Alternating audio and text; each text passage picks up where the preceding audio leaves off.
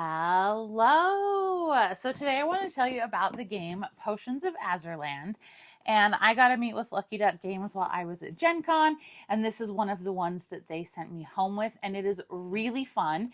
It plays 1 to 4 players and it is fantastic. You are gathering resources. You are turning those resources into potions. You are trying to move up on tracks, which I love moving up on tracks. You are then trying to fulfill orders so that you can get points and benefits. And you do this all over 6 rounds. So let me show you how it works. So first off, every player is going to have their own player board. And there are the 3 different types of potions here, yellow, red, and blue.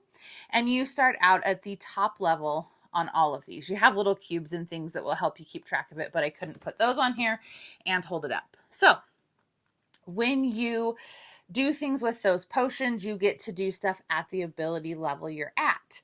As you take what's called the study action, you get to move along this track down here, and at different milestones for each of the potions, there's a benefit you can gain, which can then get you greater and greater benefits along the track. So each one of your potions will have its own little piece that will move along this track. And then you've got some information over here that tells you what some of your different options are and how it can happen. And you've got this blank spot because the whole thing about this game is there are 5 actions each round and you are going to rank them.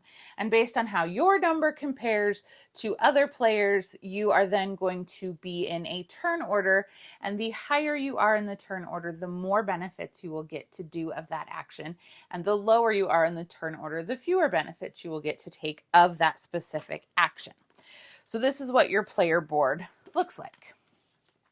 Then we have the round board. So everybody's going to be here and there are going to be some bonus tiles placed out at the beginning of each round. And it will either give you a benefit or a goal to achieve for that round, but they will remain secret until the beginning of each round. So if there's a goal, it will get you some extra points. If there's a benefit, everybody immediately gains it. So that's happening. And everything is really clear on here based on player count, whether you are playing with 2, which solo counts as 2 because you're playing against an AI, or 3 or 4 players. So I love that everything is spelled out really clearly. It shows you right here what's going on with everything. So all the iconography is very straightforward, very easy to understand. You also get player aids that will tell you about each potion in more detail. And it will tell you about the phases of the game, the icons that you will be going through, any visitor questions. So great player aids. And yes, there are player aids for each player. No sharing. We know we love that. So that is the round board. And then we have our main board. And I just think this game is so pretty. The artwork is fantastic.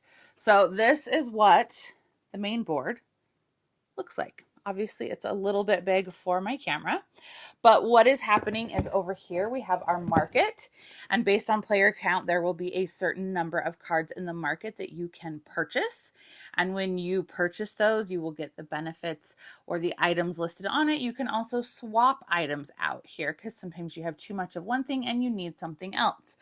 Along the bottom, you can see is our score tracker. This is where all of our ingredients can be housed. This is where all of our finished potions can be housed. And then over here, we have our travelers, and that is where we are going to be fulfilling their requests, which is another way to get points and prestige and instant benefits during the game. So this is the coolest part of the game.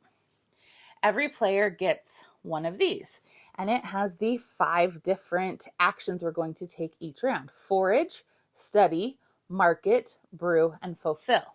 So we have this, and everybody has it. You are also given tiles numbered 1 through 5.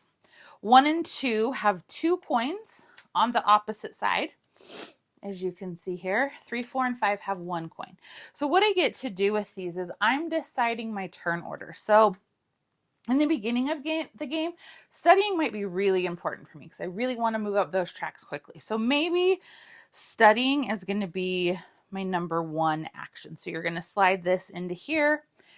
And maybe I don't feel like I'm going to have a ton to fulfill on that first round. And in fact, I want some more coins. So maybe I'm going to flip this over and just make it a coin slot. And then foraging is going to be really important. So I'm going to put my number 2 in there. And then brewing, again, I may not have a lot early on, but later in the game, brewing and fulfilling may become far more important to me. And then market can be number 3.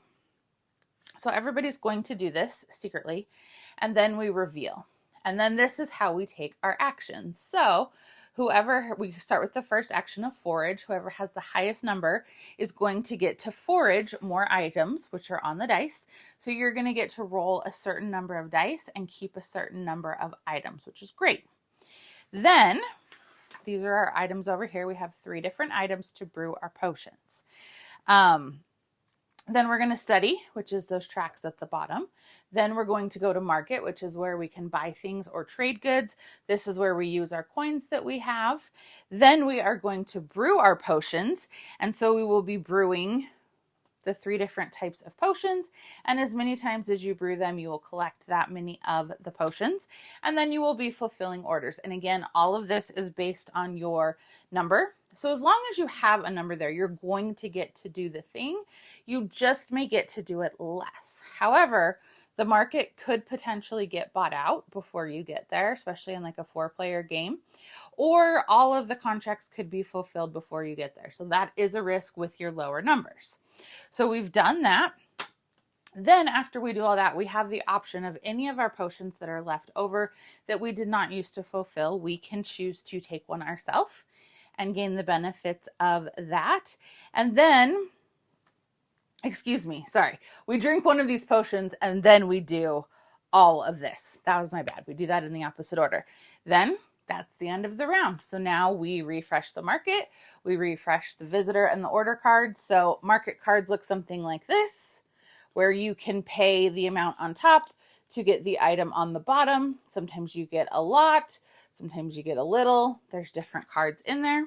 And then the visitor cards, the ones you get early in the game are only going to give you a few points. And then the ones you end up doing later in the game are usually going to get you a lot of points. And it tells you at the bottom, or it tells you on the side what they want and then what you're going to get. Sometimes you're going to get an ongoing benefit.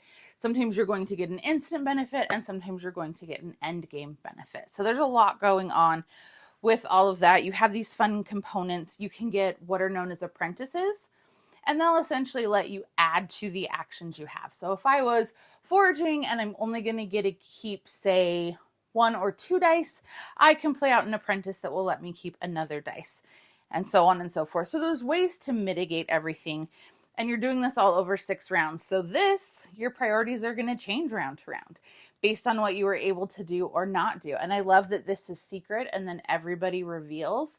And you're having to decide all 5 of your actions at once. Not like, well, this one's first. I'll put some feelers out there and then decide what I want to do with everything else. So this game is incredibly creative in my mind.